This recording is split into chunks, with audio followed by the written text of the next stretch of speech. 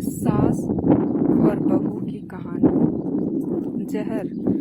बहुओं को समझाने के लिए सास ने कौन सा रास्ता अपनाया।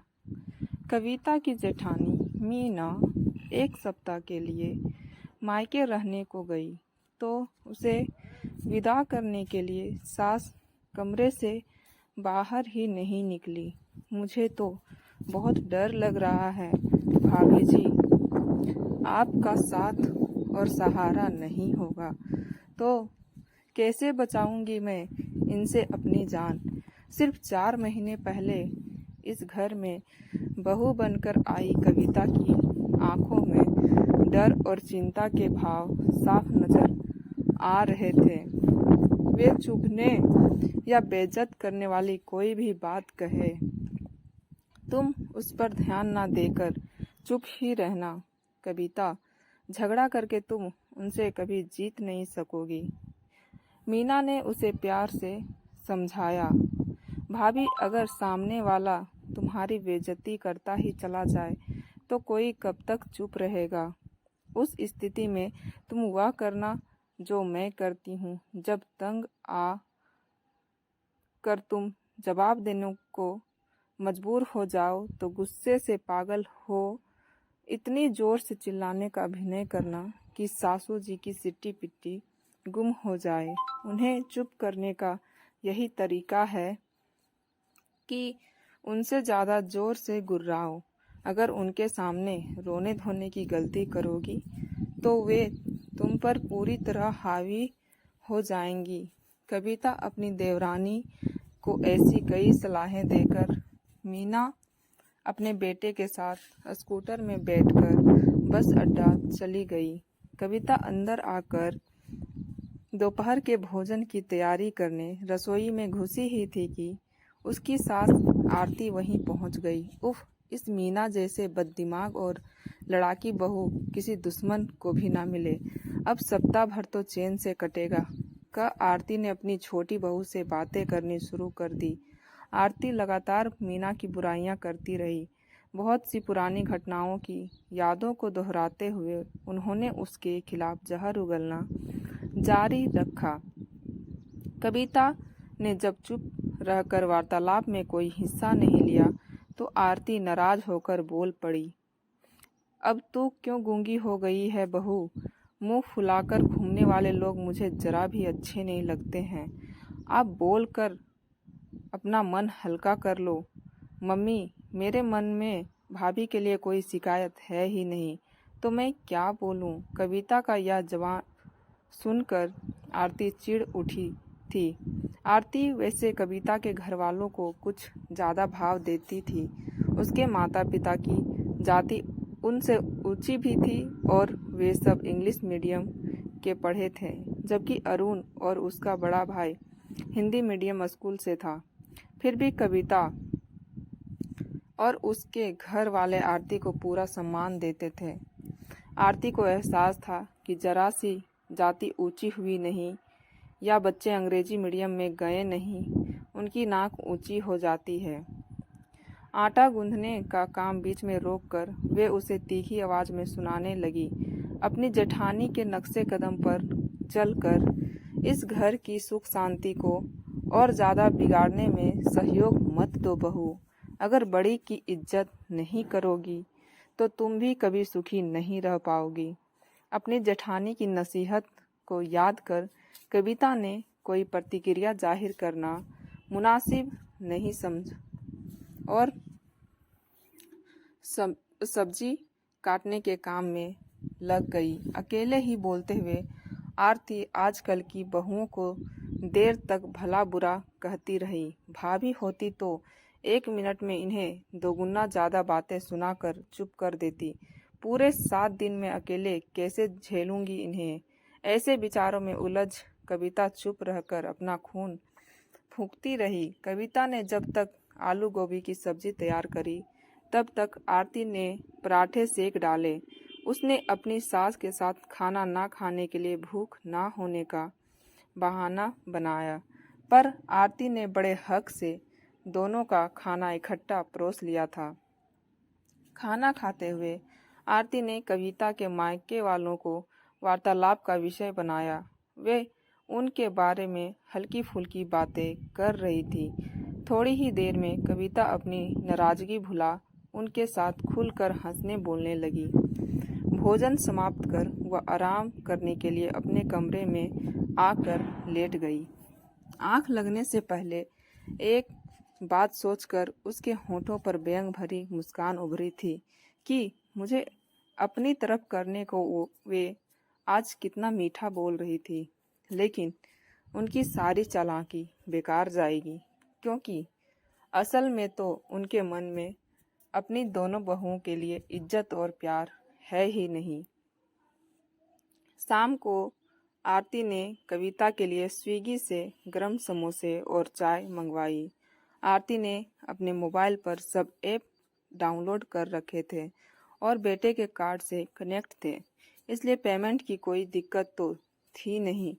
चाय पीते हुए जब उन्होंने अपनी बड़ी बहू के खिलाफ उसके कान भरने की कोशिश जारी रखी तो कविता का मन अंदर से खीन सा बना रहा। कुछ देर बाद आरती ने अपनी बेटी और दामाद के बारे में बोलना शुरू किया।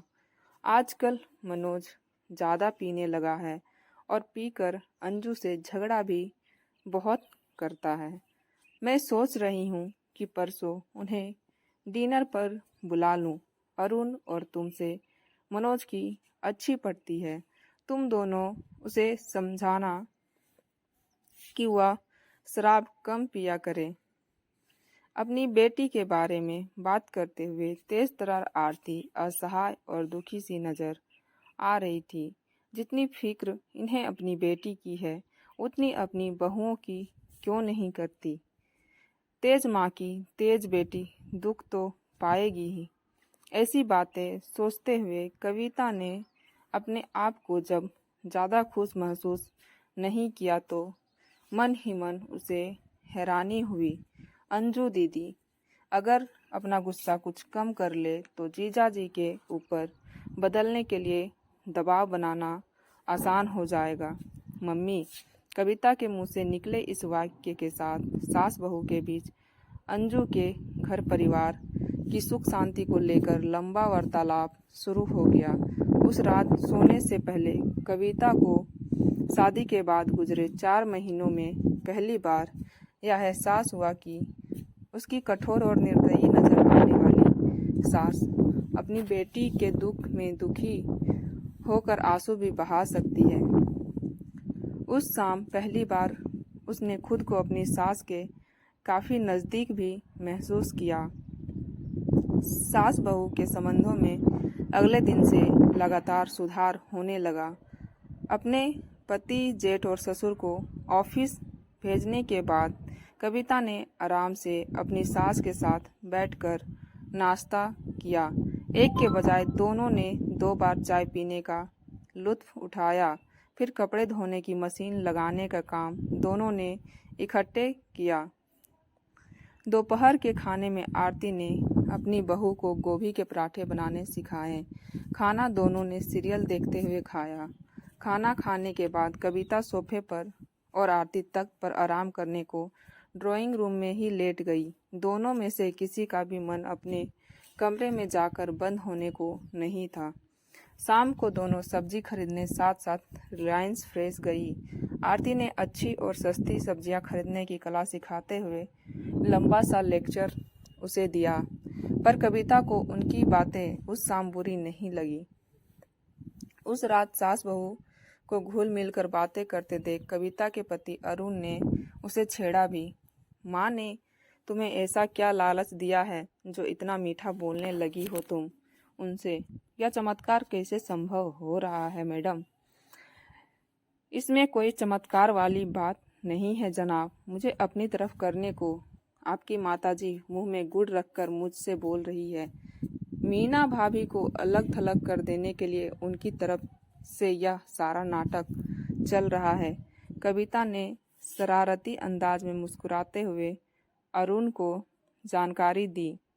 किसी भी बहाने सही, पर इस घर में सुख शांति का माहौल तो बना। तुम तीनों के रोज शाम को सूजे मुंह देखकर दिमाग भन्ना जाया करता था। भाभी के लौटने पर स्थिति फिर बदल जाएगी।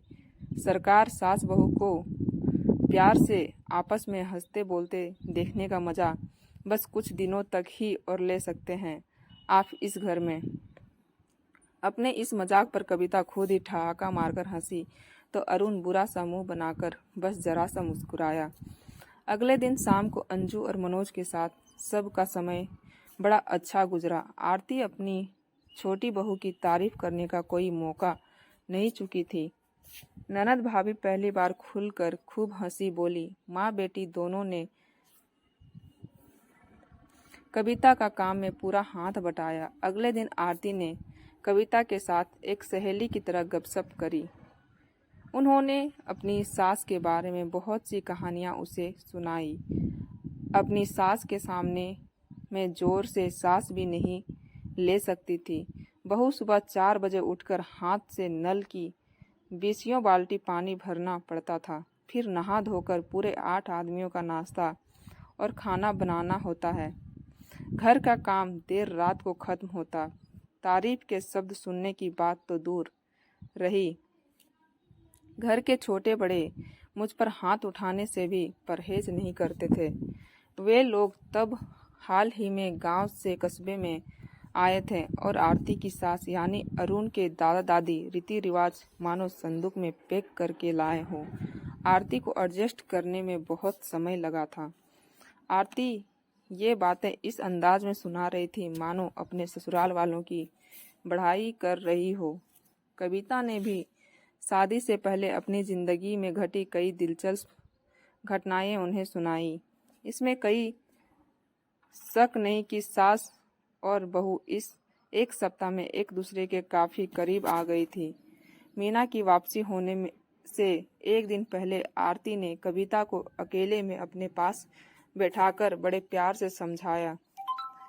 तुम स्वभाव की अच्छी और समझदार औरत हो बहू, बस तुम मीना के बहकावे में आना बंद कर दो। उसकी सह पर जब तुम मुझसे बहस और झगड़ा करती हो तो मेरा मन बड़ा दुखता है। उसकी तरह अगर तुमने मेरी बेइज्जती करने की आदत डाल ली तब मेरी जिंदगी तो नर्क बन जाएगी। मम्मी आप प्लीज आंसू मत बहाओ। उनके लौटने पर हम सब मिलकर कोशिश करेंगे कि घर का माहौल हंसी खुशी से भरा रहे। अपनी सास को ऐसा दिलासा देते हुए कविता की आंखों में आंसू भर आए। उस रात कविता को जल्दी से नींद नहीं आई। कुछ सवाल लगातार उसके मन में चक्कर काटे जा रहे थे। नज़दीक से जानने का मौका मिला तो मेरी सास दिल की वैसी बुरी जरा भी नहीं निकली जैसी मैं उन्हें तब तक समझती आई थी। मीना भाभी तो पहले दिन से मेरे हित और खुशियों का ध्यान रख रही है। जब इन दोनों के दिल में कोमल भावनाएं मौजूद है तो इनके आपसी संबंध इतने ज़्यादा खराब क्यों हैं? मेरे दिल में सासू जी को लेकर जो गुस्सा, नफरत और डर बैठा था वह सप्ताह भर में किन कारणों से गायब हो गया। घर में बना सुख शांति का माहौल क्या मीना भाभी के लौट आने पर बरकरार नहीं रखा जा सकता है? ऐसे सवालों के सही उत्तर पाने के लिए कविता ने देर रात तक माथापच्ची करी। अगले दिन रविवार की सुबह मीना अपने बेटे के साथ सुबह 10 बजे के करीब घर लौटी और घंटे भर बाद ही आरती और उनके बीच तेज लड़ाई हो गई। मीना की कमर में सफ़र के दौरान झटका लग जाने से दर्द हो रहा था। वह काम में लगने के बजाय जब अपने कमरे में जाकर लेट गई तो आरती ने उसे बहुत सारी जली कटी बातें सुना दी। जब ससुर और जेठ ने अपनी अपनी पत्नी को ऊंची आवाज़ में बहुत जोर से डांटा तब कहीं जाकर घर में शांति कायम हुई। आरती ने रसोई में आकर कविता से मीना की बुराई करनी शुरू कर दी। बहू देखा कितनी लंबी जबान है इसकी। मैंने इसे घर से अलग करने का फैसला कर लिया है। कविता ने कोई प्रतिक्रिया दर्शाने के बजाय उनसे सहज स्वर में पूछा। मम्मी आज अरहर की दाल बना लें। देख लेना एक दिन टेंशन के कारण मेरे दिमाग की कोई नस ज़रूर फट जाएगी।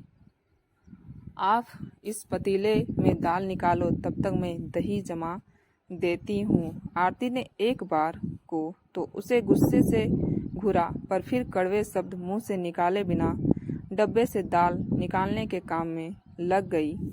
शायद नाराज हो जाने के कारण उन्होंने अपनी छोटी बहू से फिर कोई बात नहीं करी। कविता जब कुछ देर बाद चाय का कप लेकर मीना के कमरे में गई तो उसने आरती के खिलाफ जहर उगलना शुरू कर दिया। पता नहीं कब इस खूंखार औरत से हमारा पीछा छूटेगा। मुझे एक वक्त का खाना मंजूर है, पर मैं अब इस घर में नहीं बल्कि किराए के मकान में रहूंगी। अब गुस्सा थूक कर यह बताओ कि आप मेरे लिए क्या लाई हो। कविता ने वार्तालाप का विषय बदल दिया। दोस्तों, सास और बहू दोनों को समझना होगा। सास भी बहू को बेटी के जैसी रखे और बहू भी सास के साथ समान व्यवहार करे। कहानी कैसी लगी कमेंट में ज़रूर बताएं। चैनल पर नए हो तो चैनल को सब्सक्राइब करें। कहानी अच्छी लगी हो तो लाइक शेयर ज़रूर करें। धन्यवाद।